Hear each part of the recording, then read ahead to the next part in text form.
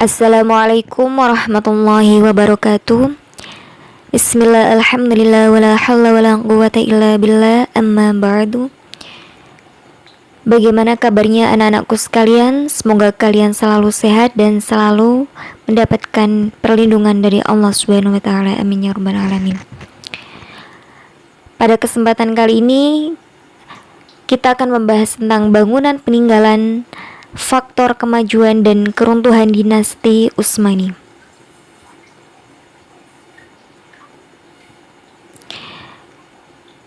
Faktor-faktor dinasti Utsmani mengalami kemajuan atau kejayaan antara lain sebagai berikut. Yang pertama, diterapkannya sistem pemberian hadiah kepada tentara yang berjasa berupa tanah.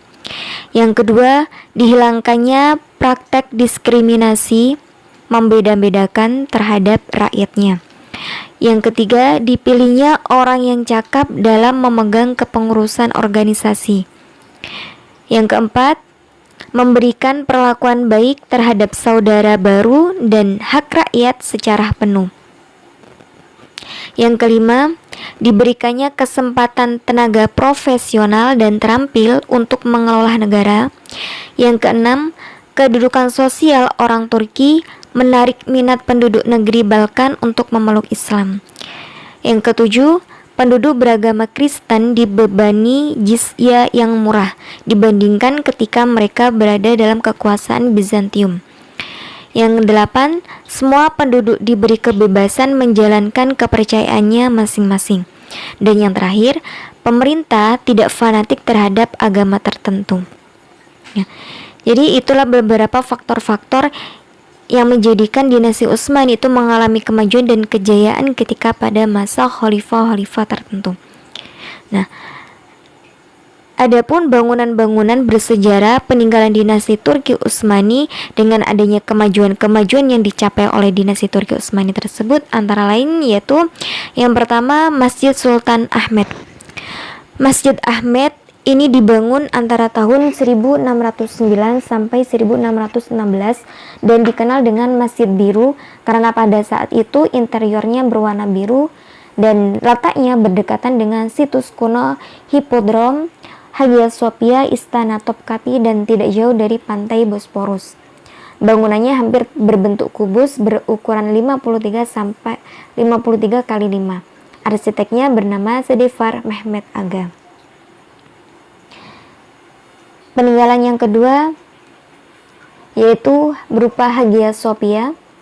Hagia Sophia adalah lambang arsitektur Bizantium masa kekuasaan Romawi, bangsa Romawi.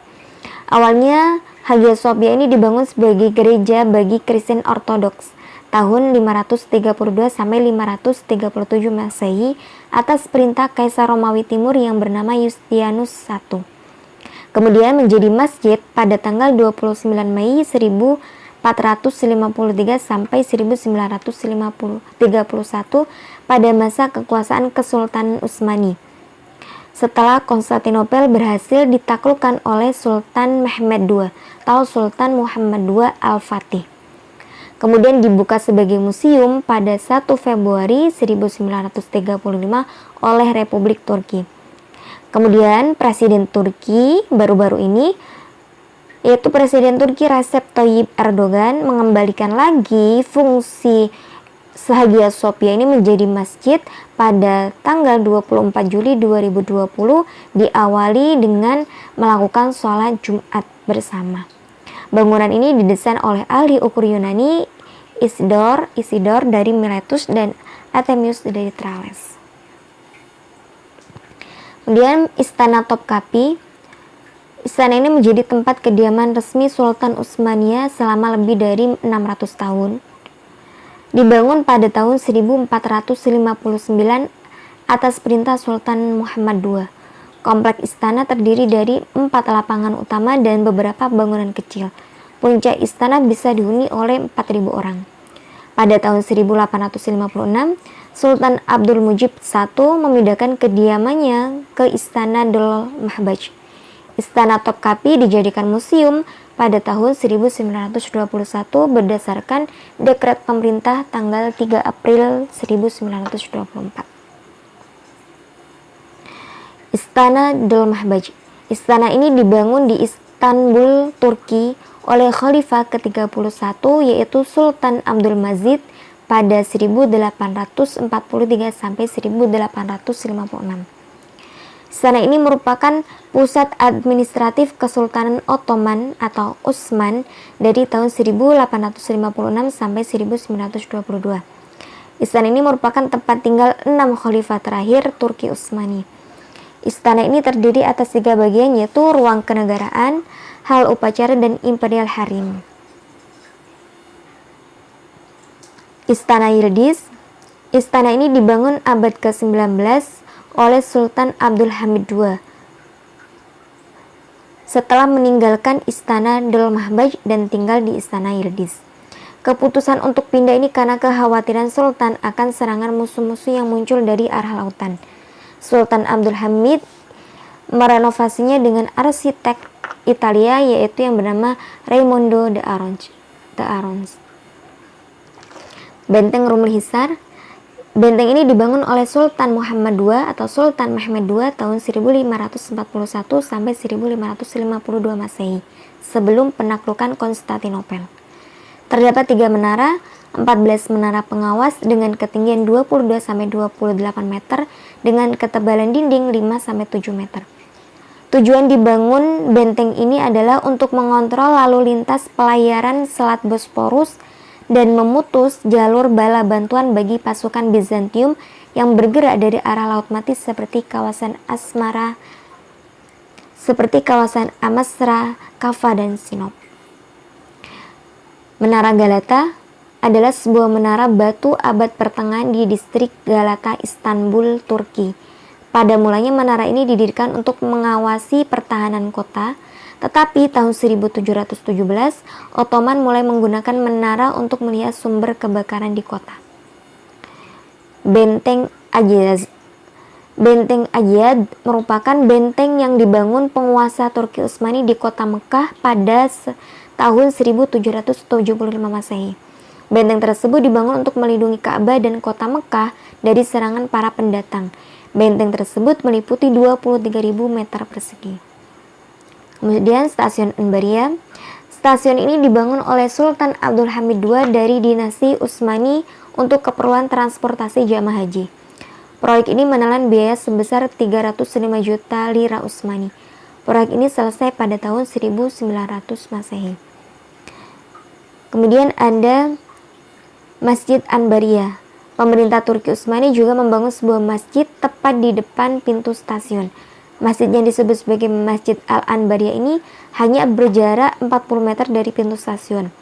Seperti halnya stasiun, masjid ini memang berada di distrik Anbaria, kawasan yang disebut-sebut sebagai pintu masuknya ke kota Madinah lama. Masjid Salim adalah sebuah masjid peninggalan Ottoman di kota Erdinar, Turki. Masjid ini dibangun atas perintah Sultan Salim II dan dibangun oleh arsitek Mimar Sinan antara tahun 1568 sampai 1574. Masjid ini dengan kompleks kuliah dimasukkan dalam situs warisan dunia UNESCO pada tahun 2011. Masjid Sulaiman. Masjid Raya Sulaimania adalah masjid yang dibangun oleh Sulaiman I atau Sulaiman Al-Qanuni. Masjid ini merupakan masjid yang dekat dengan laut dan memiliki 4 menara. Marmer yang digunakan untuk membangun masjid ini berasal dari kawasan Marmara yang berada di Yaman. Dihiasi tulisan kaligrafi yang merupakan hasil karya dari Ahmad Qura dan Hasan Shalabi. Yang terakhir yaitu ada Jembatan Mehmed Fatih Sultan Emrid. Jembatan Fatih Sultan Mehmed atau Jembatan Sultan Mehmed Sang Penakluk atau Sultan Muhammad II Al-Fatih yang juga dikenal dengan sebutan Jembatan Bosporus kedua adalah sebuah jembatan di Istanbul, Turki yang melintasi Selat Bosporus. Jembatan tersebut mengambil nama dari Sultan Utsmaniyah Mehmed Sang Penakluk. Muhammad II Al-Fatih yang menaklukkan ibu kota Bizantium yaitu Konstantinopel. Nah, demikian tadi tentang bangunan-bangunan bersejarah dinasti Bani Utsmaniyah. Nah, sekarang ada beberapa faktor-faktor yang menyebabkan keruntuhan, kelemahan, dan kehancuran dinasti Bani Utsmaniyah. Ada faktor internal dan ada faktor eksternal. Adapun faktor internal antara lain yaitu yang pertama, kondisi pemerintahan yang lemah dan kemerosotan akhlak para pemimpinnya. Yang kedua, luasnya wilayah kekuasaan. Yang ketiga, ledakan atau banyaknya jumlah penduduk. Yang keempat, heterogenitas penduduk, bermacam-macamnya jenis penduduk pada saat itu. Yang kelima, kelemahan para penguasa dari sistem demokrasi. Yang keenam, adanya budaya pungli, pungutan liar. Yang ketujuh, pemberontakan tentara Jenisari. Yang kedelapan, merosotnya ekonomi negara. Yang kesembilan, rendahnya kualitas keislaman. Dan yang terakhir, seringnya berpindah atau gonta-ganti pejabat. Kemudian faktor eksternal, faktor yang mempengaruhi kehancuran dinasti Bani Utsmaniyah dari luar. Yang pertama, melemahnya kekuatan militer. Kemudian dengan adanya melemahnya militer tersebut mendapat serangan dari bangsa Eropa yang menyebabkan dinasti Bani Utsmaniyah itu hancur. Yang kedua, gerakan oposisi sekuler dan nasionalisme yang dilakukan oleh rakyat pada saat itu yang melakukan pemberontakan. Yang ketiga, terjadinya kemajuan teknologi di barat, khususnya dalam bidang persenjataan. Sehingga pada saat itu dinasti Utsmani itu tidak bisa mengimbangi dengan adanya kemajuan teknologi.